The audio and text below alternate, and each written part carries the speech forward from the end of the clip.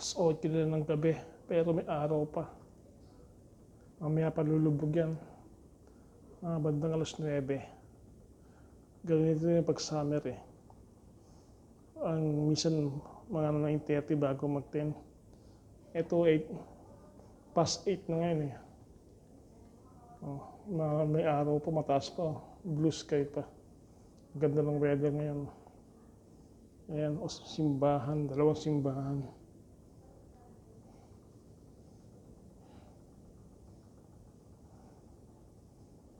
Mga condo, high-rise condo ginagawa.